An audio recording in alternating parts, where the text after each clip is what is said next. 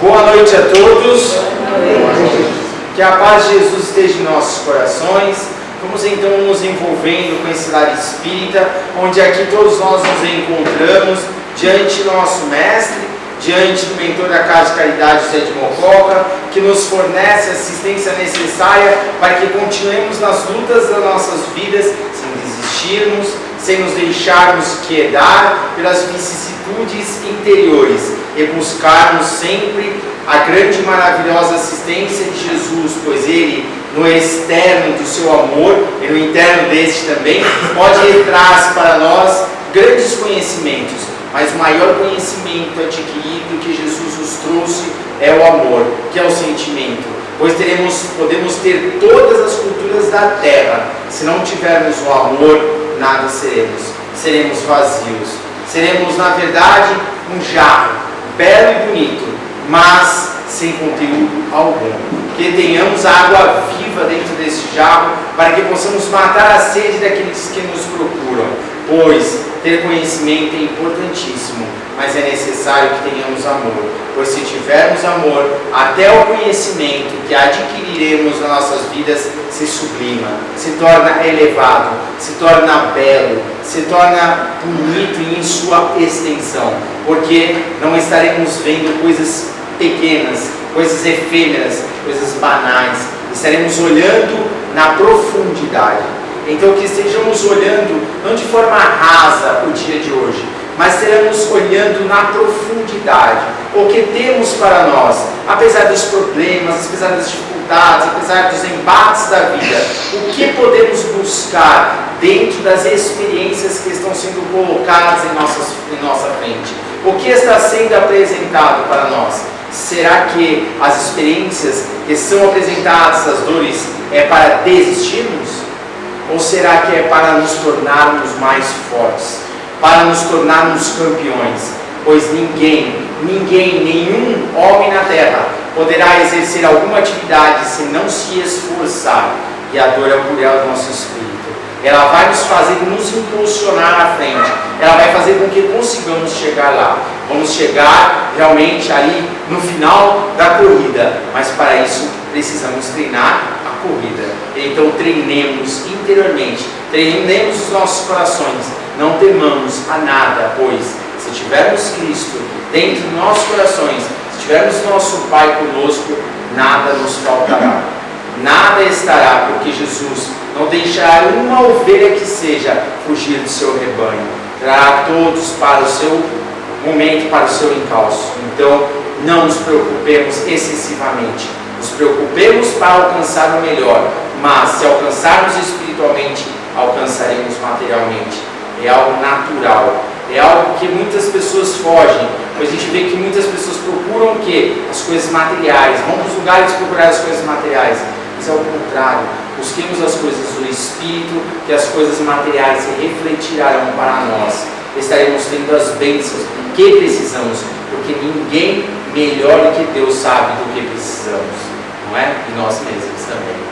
Gente, hoje quem vai fazer a palestra, nosso irmão Rogério, ele vem aqui, eu estava brincando com ele aqui, falando que ele é um Paulo de Tarso, né? Em miniatura, porque somos todos miniatura, claro, né? Desse grande apóstolo, porque ele vem trazendo várias, né? Ele vem lá de Cubatão, ele vai subindo a serra, nas casas espíritas até chegar aqui. Então ele é lá do Guarujá e ele vem subindo a serra fazendo palestras para todo mundo, e é convidado sempre pelas pessoas, né? E ele vem aí. Hoje ele subiu, né? Agradecemos pelo seu esforço, agradecemos pela sua boa vontade de vir até nós com essa chuva toda aí. Ele falou que pegou trânsito, né? Mas muito obrigado. Ele veio hoje a nos falar sobre a mediunidade. Então, Rogério, sinta-se em casa, porque a casa é sua, meu amigo. É nós que Deus abençoe você. Boa palestra. Olá, muito boa noite a todos. Boa noite. Que satisfação voltar a esta casa. E antes de nós começarmos, eu preciso primeiro externar a minha gratidão a todas as mulheres. Feliz Dia das Mulheres para todas. Sem vocês nós não seríamos nada, né, Rafael? Porque o que seria do mundo sem as mulheres? Então, antes de mais nada, parabéns a todas. Feliz por estar aqui mais uma vez, recebendo esse convite sempre carinhoso, simpático, desses irmãos. Falta um irmão meu que não pôde vir, que é o César, mas deixo um beijo no coração dele ele vai receber com certeza. Bom, gente, hoje eu vim com a missão de alertar vocês de um assunto bem inquietante para muitas pessoas.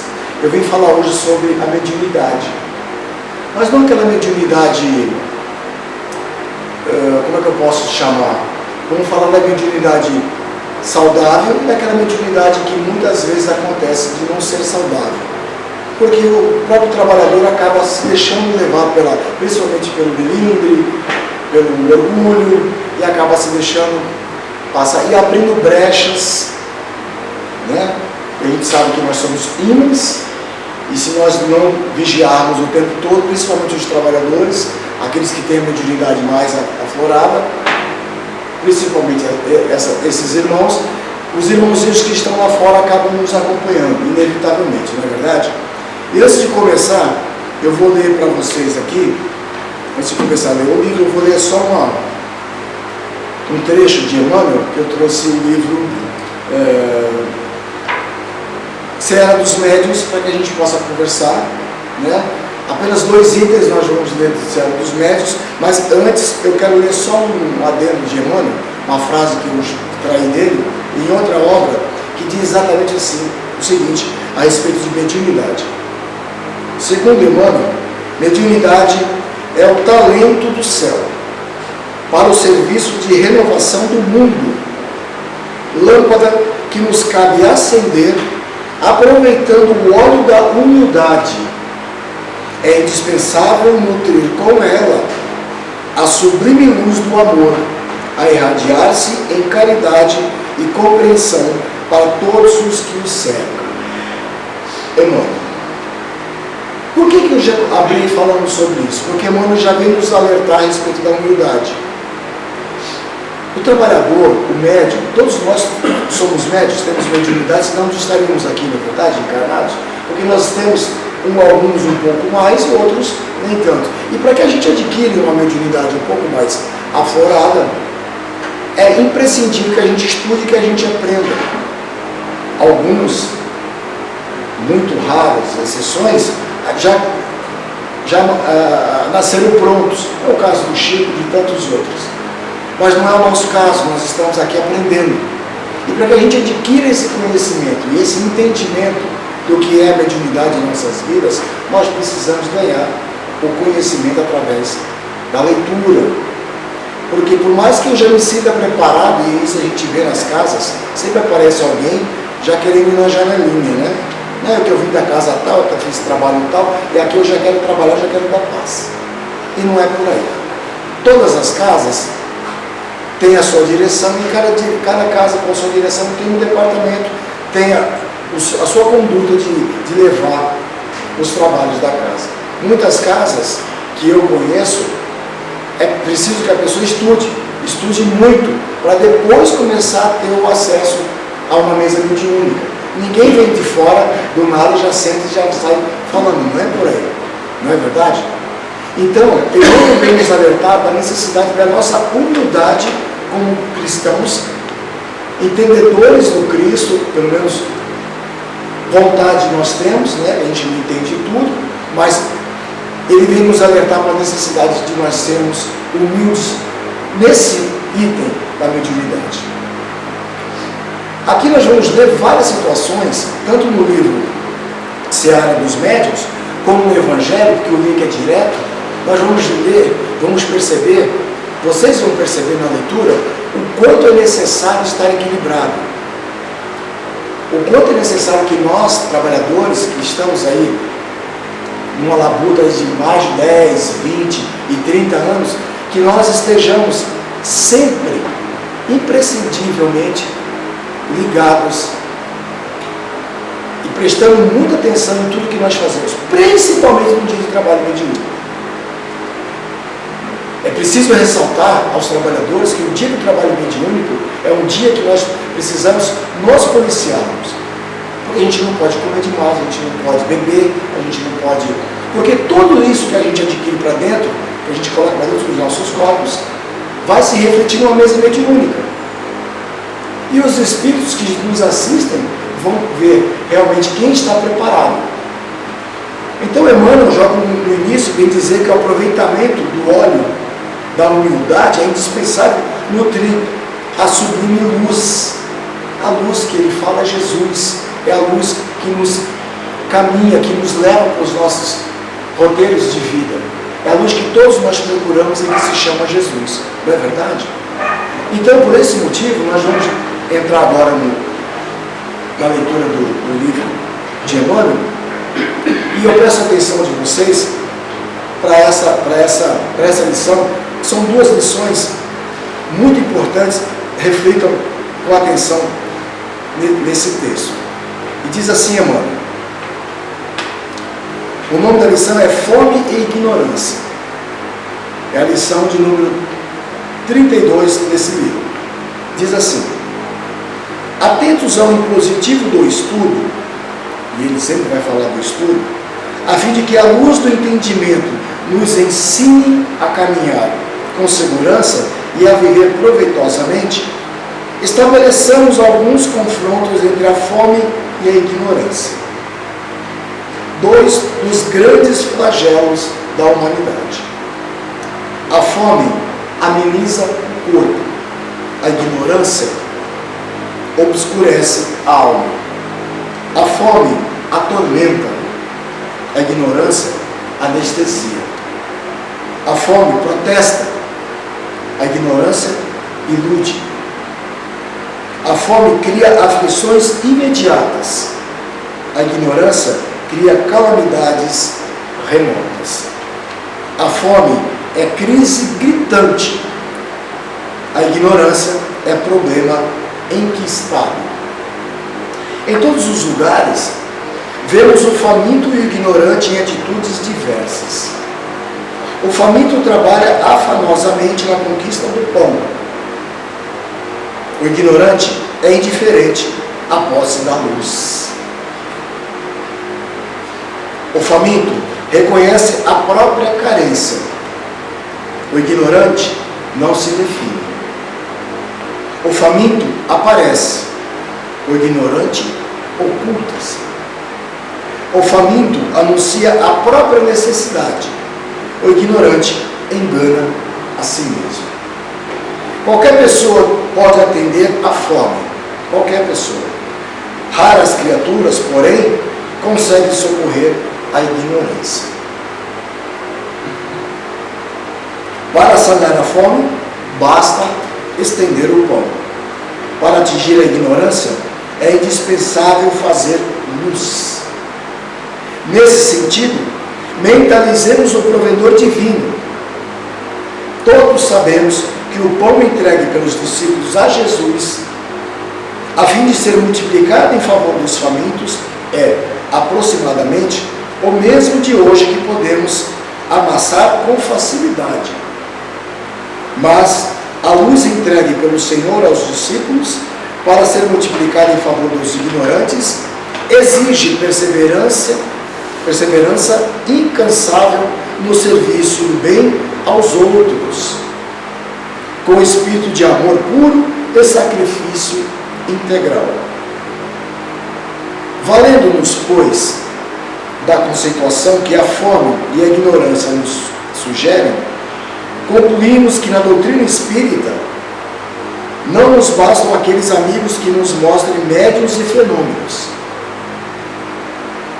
para dissiparmos a inquietação da fome de ver, mas, acima de tudo, precisamos dos companheiros valorosos, com atitude e exemplo, que nos arranquem ao comodismo da ignorância, para ajudarmos a discernir uns aos outros. É muito forte esse último parágrafo.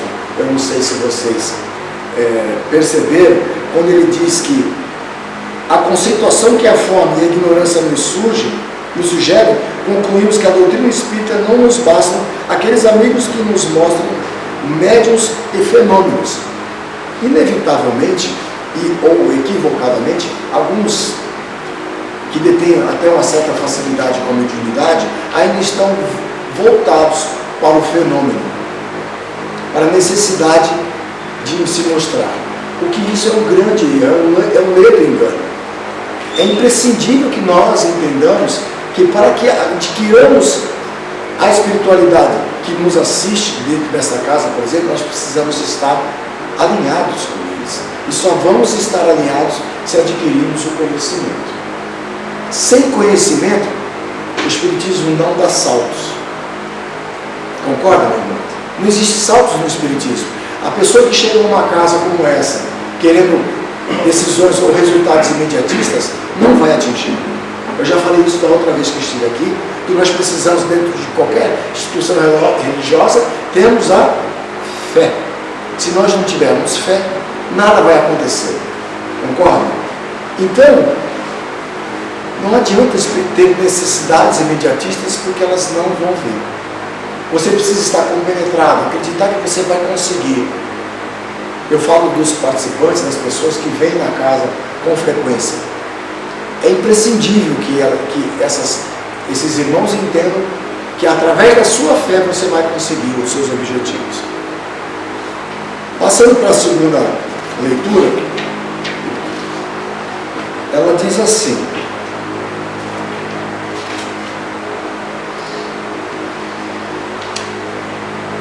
na mediunidade, chama-se essa leitura. Eu peço licença para vocês para ler. Perdão, não é essa, é no campo doutrinário, eu fiz ao contrário. Então vamos lá. Encontrarás no caminho os companheiros que não... na altura que a responsabilidade lhes conferiu. Repetindo. Encontrarás no caminho os companheiros que não conseguiram guardar o talento mediúnico na altura e na responsabilidade que lhe conferiu. A maneira dos que não sabem viver corretamente, quando chamados à mordomia do ouro ou do cedro do poder, desequilibram-se mentalmente, criando para si próprios o labirinto em que se desvariam. Começam abandonando a disciplina profissional que julgam vexatória. Debandam de pequeninos deveres familiares que, naturalmente cumpridos, formam o alicerce das tarefas maiores e transformam-se em joguete da fascinação que os utiliza. Julgam-se, então, mensageiros especiais. Ausentam-se deliberadamente do estudo. Abraçam exotismos contundentes. Acreditam na condição de intérprete das mais altas personalidades da história. Alguém já viu isso aqui? Eu já passei por algumas situações, eu posso dizer para vocês que já aconteceu comigo. E ninguém está livre disso. Não admitem advertências. Supõem dominar o passado e o futuro. Profetizam. Pontificam. Mas, detendo exagerada conceituação de si mesmos, não percebem que se fazem marginais, cristalizados em longos processos obsessivos. Processos aos quais atrai amigos invigilantes para deslumbrá-los a princípio e arrojá-los depois à desilusão. Vocês percebem o quanto isso é sério? Em verdade, não podemos evitar que irmãos nossos se prendam a semelhantes situações perigosas e lastimáveis. Se outras formações religiosas vivem julgadas pela autoridade terrestre, que lhes frena os impulsos, encontramos na doutrina espírita o pensamento claro e espontâneo da fé viva, raciocinada, favorecendo sementeiras e searas preciosas do livre-arbítrio. Diante disso, pois, dos amigos que não souberam situar os compromissos medianímicos em lugar justo, isso também é importante, observemos quão duro será para nós desertar do serviço constante no burilamento interior, aprendendo ao mesmo tempo nos desajustes que mostram tudo aquilo que nos cabe evitar. Em seguida, se possível, ajudemos-nos com a palavra evangélica. Entretanto, se essa medida não pode ser posta em prática, a face da circunstância que nos obrigam a emudecer, lembremos de que é nossa obrigação trabalhar sempre mais na expansão de nossos princípios, para que se faça luz nos corações e nas consciências. E caminhemos adiante, no esforço de tudo melhorar cada dia, com a certeza de que, segundo Cristo, cada criatura hoje e sempre, onde estiver, receberá invariavelmente de acordo com as suas obras. Eu não sei quanto a vocês, mas quando eu leio um texto desse, chega até a machucar, doer nas nossas consciências. Porque a gente acaba se vendo em algumas situações. A gente acaba se vendo por já ter visto ou acompanhado algum irmão equivocadamente passar por isso. Que ninguém está livre disso. Agora, recentemente, eu recebi um comunicado de alguém que se passou por isso recentemente. Eu expliquei isso para a pessoa que me disse exatamente o que Emmanuel fala. É o desconhecimento que causa nesses irmãos uma torpe impressão de que está fazendo a coisa certa. Infelizmente, isso é mais comum do que a gente possa imaginar. Certa feita, na casa onde eu trabalho, vou fazer um relato rápido com vocês, uma frequentadora de alguns anos, que já tinha se separado, já tinha se ausentado durante um período, retornou, e alguém falou para mim: preste atenção nessa pessoa, porque ela pode nos dar trabalho. Passados alguns dias, começou um zum na casa, algumas semanas, um zum na casa, e eu queria saber o porquê que estava aquele zum toda vez que essa pessoa chegava na casa. E aí eu descobri exatamente o que Emmanuel fala aqui no livro. Ela por si só chegava para uma pessoa e falava assim: eu estou vendo o seu pai. E o seu pai está dizendo que você não pode sentar dessa forma, você precisa sentar de outro jeito. Qualquer coisa nesse sentido. E aí ela dizia isso para um, ela dizia isso para outro. Houve um tempo em que ela chegava na casa, todo mundo em cima dela, e eu comecei a ficar incomodado com aquilo. Cheguei no nosso coordenador espiritual e relatei o que estava acontecendo. Ela foi chamada e, não obstante a isso, ela não parou. Ela continuou fazendo exatamente isso. Em uma reunião mediúnica, depois dos estudos lá na casa, numa quarta-feira também, nós formamos mesas pequenas, com 4 lugares cada mesa, mas várias mesas espalhadas, cada mesa com 4 trabalhadores. E os instrutores que ficam rodando, e eu sou um deles. E ela resolveu sentar. Não estava autorizada, resolveu sentar à mesa.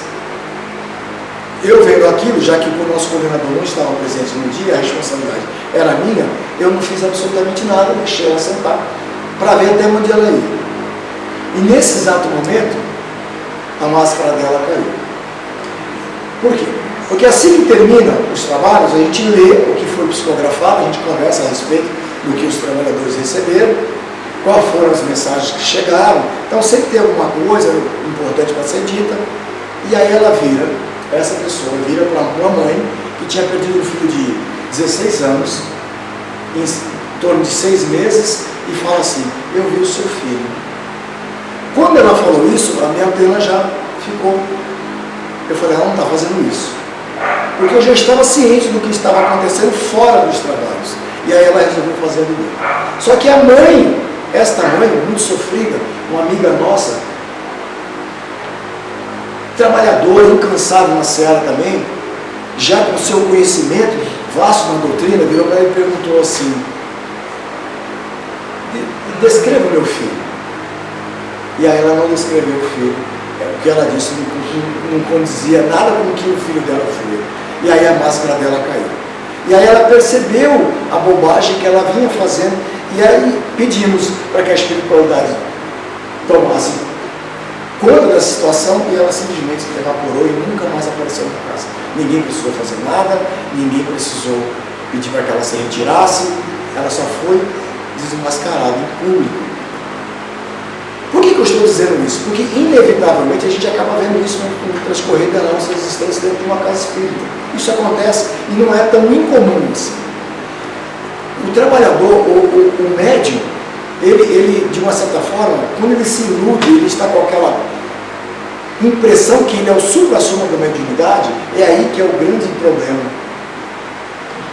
É aí que é o momento de você parar e refletir.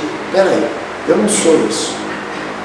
Mas o ego vai falar tão forte muitas vezes que vai acabar levando esse trabalhador, esse frequentador da casa, ao extremo.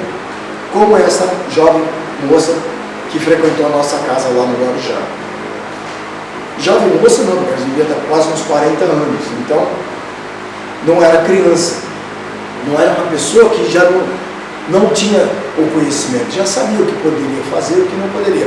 E saberia, e já estava sabendo, na verdade, de que o que ela fazia não era o correto.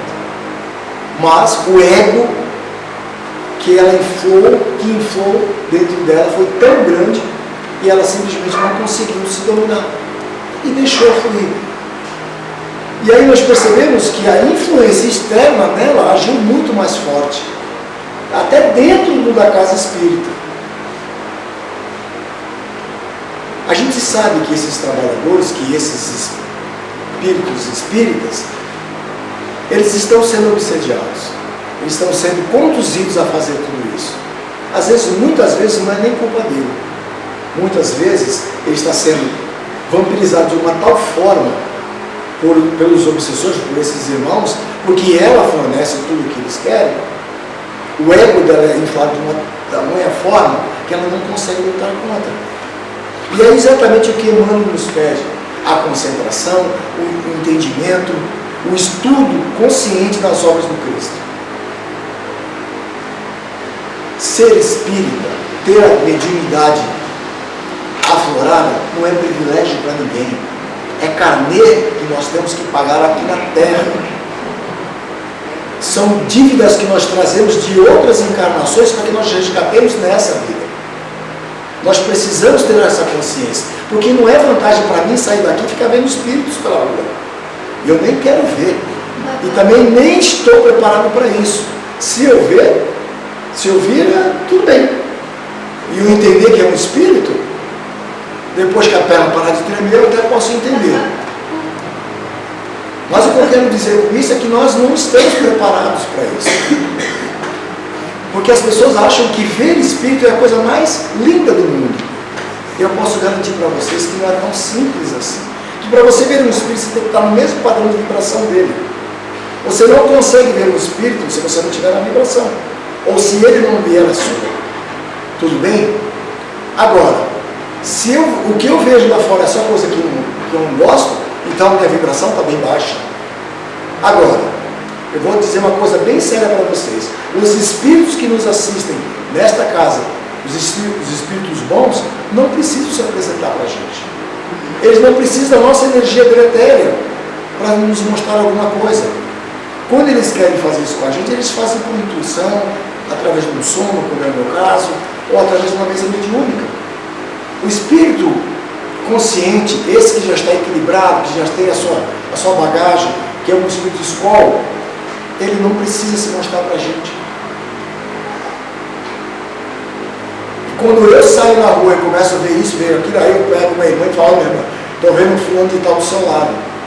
Emmanuel está dizendo aqui, acabou de falar, que ainda existem trabalhadores, ainda existem pessoas que se equivocam nesse sentido. E é importante que a gente desperte para a necessidade de primeiro entender o que se passa comigo, para depois eu entender e eu poder ajudar alguém. Antes disso, não consigo. Eu não vou fazer isso. Certa feita, numa outra casa em que eu dirigi durante um pouco tempo, um rapaz chegou para mim e falou assim: eu preciso conversar com você. Pois não, irmão. Olha, eu estou sentindo que a minha espiritualidade que me acompanha precisa da paz. Oi? Não, eu preciso da paz, eu quero da paz. Não, meu irmão, não é por aí. Você tem uma longa estrada para ler, para entender primeiro o que se passa com você, para depois você poder ajudar alguém. Não é por aí. Não é verdade? Porque a gente aprende que o estudo é necessário. O Evangelho está aqui dizendo isso a todo momento. Nós precisamos ganhar entendimento. Sem ele, nós não conseguimos ajudar nem a nós mesmos. Muitas vezes acaba nos prejudicando. Não é verdade? E aí o link do Evangelho, no capítulo 21, que Emmanuel faz, haverá falsos cristos e falsos profetas. No item 5 diz assim, os falsos profetas, né? Surgirão falsos cristos e falsos profetas, que farão grandes prodígios e coisas espantosas, para enganar até mesmo os eleitos. Essa fala traz o verdadeiro sentido da palavra prodígio. Na acepção teológica, os prodígios e os milagres são fenômenos excepcionais, fora das leis da natureza. Como estas leis são obra somente de Deus, Ele, sem dúvida, pode derrogá-las, se isso lhe agrada. Mas o simples bom senso que é preciso ter, acima de tudo, que ele diz que ele não pode ter dado a seres, atenção, eu vou repetir, mas o simples bom senso diz que ele não pode ter dado a seres inferiores, que somos todos nós, e perversos, um poder de igual ao seu. Está aqui no Evangelho. E menos ainda, o direito de desfazer o que ele fez. Jesus não pode ter consagrado um tal princípio. Portanto, segundo o sentido que se atribui a essas palavras, se o espírito do mal tem o poder de fazer prodígios que enganam até mesmo os eleitos, o resultado seria que, podendo-se fazer o que Deus faz, os prodígios e os milagres não são privilégios exclusivos dos enviados de Deus. E não provam nada, uma vez que nada distingue os milagres dos santos dos milagres do demônio. É preciso, pois, buscar um sentido mais racional para essas palavras. Os olhos do vulgo ignorante, aos olhos do vulgo ignorante, todo fenômeno cuja causa é desconhecida passa por sobrenatural, maravilhoso ou milagroso. Uma vez conhecida a causa, reconhece-se que o fenômeno, tão extraordinário quanto possa parecer, não é outra coisa senão a aplicação de uma lei da natureza. É assim que o círculo dos fatos sobrenaturais se estreita à medida que se estende o da ciência. Em todos os tempos, os homens exploraram, em proveito de sua ambição, de seu interesse e da sua dominação, certos conhecimentos que possuíam, a fim de conseguirem o prestígio de um poder supostamente sobre-humano ou de uma pretensa missão divina. Aí estão os falsos cristos e os falsos profetas. A difusão das luzes acaba com o seu crédito. E é por isso que o seu número diminui à medida que os homens se esclarecem. Portanto, o fato de operar fenômenos que os olhos de certas pessoas podem passar por prodígios não é um sinal de uma missão divina, uma vez que isso pode ser apenas resultado dos conhecimentos que cada um adquire, ou de faculdades orgânicas especiais, que o mais indigno pode possuir, tanto quanto o mais digno. Olha como isso é sério. Reconhece-se o verdadeiro profeta por características mais exclusivamente morais. martelo batido. Alguma dúvida? Não temos. Temos. Os cristos estão aí. Os falsos cristos estão aí. Os falsos profetas também. Isso não é novidade para nós. Por que eu escolhi, por intuição, essa obra? Eu tenho uma caixinha onde eu olho tudo que já foi falado em todas as casas e achei essa obra. E aí fechei os olhos e expliquei e falei, é essa. E aí a gente vai trabalhar, a gente vai melhorar, ver o que pode ser trazido com mais clareza, a fim de que a gente possa ser claro nas explicações. Quando Emmanuel vem nos dizer a respeito de humildade, infelizmente nós vemos isso ainda acontecer, não só aqui como em outras casas.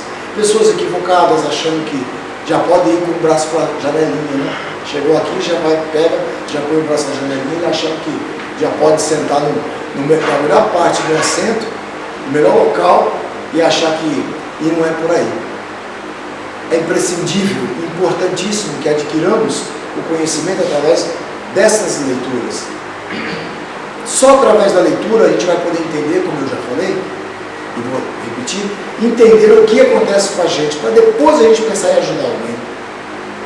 Antes de eu começar a ajudar alguém, antes de eu, por exemplo, dar passo nesta casa, eu tenho que estudar. Estou errado? Eu tenho que estudar. Por mais que eu tenha uma bagagem tão grande, mas se eu vier trabalhar nessa casa, eu vou virar presidente e falar assim, presidente, eu vou querer trabalhar. Vai, meu irmão, volta lá para o Evangelho. Foi assim que aconteceu comigo. Há 18 anos atrás, eu fui convidado novamente. E olha que o Evangelho a gente lê todo momento, né? O Evangelho não tem nenhuma parte dele que a gente já não tenha lido. Mas volta lá, e eu fiz mais um ano de leitura do Evangelho associado ao livro dos Espíritos, para aí então eu estar apto a começar a trabalhar. E é isso que a gente precisa entender. As pessoas que frequentam as casas precisam que venham com a fita do estudo. Isso é maravilhoso. Que quanto mais a gente adquire o conhecimento, mais aquilo que acontece entre nós, dentro de nós mesmos, fica esclarecido. E se abre um leque de opção maravilhoso. Porque quando os nossos irmãos, esses que nos assistem, percebem que eu estou ficando bom para o assunto, começam a me usar. O senso comum da palavra, começam a me trazer o trabalho. O labor é constante lá em cima, e a doutrina não é nossa, a doutrina é deles. Eles nos regem. E para que nós tenhamos essa facilidade com eles, nós precisamos apresentar para eles o conhecimento. Senão não é feito. Vocês têm alguma coisa a dizer? Ou eu posso continuar? Está tudo certo? Alguma dúvida? Então vamos em frente. Esse é o gostoso. Eu estou conversando aqui com espíritos espíritas já de um conhecimento, digamos, avançado, né? Não? Estamos todos no mesmo... Ah, então tá. Tudo caminhando. Então, avançado parece ser gentil, né? Mas assim, eu também estou no mesmo lugar que vocês. Ninguém aqui é melhor do que ninguém. Nós estamos aqui. A nossa dívida ainda é muito grande, por isso a gente vem para cá para frente. Ah, você fala do Evangelho, você fala disso, você pega os livros das obras de Emmanuel. Meus irmãos, a gente pega, a gente decifra as obras, a gente devora uma obra como essa, mas é porque a nossa dívida ainda é muito grande. Que hoje eu entendo que para eu me redimir de tudo aquilo que eu posso ter sido lá atrás, é nessa ocasião agora. É essa encarnação que nós estamos. Então nessa aqui eu vou fazer dela melhor. Eu vou me dedicar. Há 6 anos atrás eu fui liberado para fazer o que eu venho fazendo. Se faço bem, eu não sei se faço, mas eu faço com carinho, eu faço com amor. É singelo, mas é dedicado, eu garanto para vocês. E esse é o nosso papel. E cada vez que a demanda me torna maior, mais me força a cair em cima dos livros. E quanto mais eu adquiro mais conhecimento, melhor para o meu espírito. Vai fazer com que aqueles degraus que eu costumo dizer, eles se tornem mais fáceis de eu subir, para que a minha evolução seja melhor. E é assim que a gente espera que todos os trabalhadores, e todos os participantes, todos os frequentadores das casas, assim que a gente espera que aconteça. Estudar é primordial na doutrina. Como eu falei, a doutrina não vai dar saltos em nossas vidas. Vai depender de cada um de nós. Cada um fazer a sua parte, cada um exercer o seu papel com dignidade perante ao Cristo, sempre fazendo o Evangelho no lar, que isso aí a gente não precisa nem falar, porque é uma coisa já rotineira para todos nós, né? Desse compromisso que nós adquirimos com os irmãos, é imprescindível que isso também vai nos trazer o mérito de uma paz interior. Você pode falar, mas 30 minutos, daqueles 30 minutos, antes de você começar, tudo já foi preparado, e muitos antes de você sentar à mesa, eles já estavam lá esperando para ouvir você falar. Isso não é novidade para ninguém. Portanto, queridos, eu só tenho exatamente 1 minuto e 15 segundos, porque eu sigo a risca, eu sou um soldado do Cristo. Eu desejo realmente que vocês tenham um final de noite maravilhoso, que possam voltar aos seus lares no seco, sem chuva, porque eu preciso descer ainda, também no seco, né? Eu não quero pegar chuva. A gente vai descer com paz e tranquilidade, sempre regidos e guiados por essa força que se chama Jesus. Então, o que eu desejo para vocês é um final de noite repleto de alegrias, muitas felicidades. Nunca esqueçam e não deixem de fazer as suas orações, que elas são favoráveis demais para que nós tenhamos uma noite de descanso mais tranquila. Tá bom? Que Jesus possa abençoar a todos e até uma próxima oportunidade, se assim Deus permitir. Muito obrigado.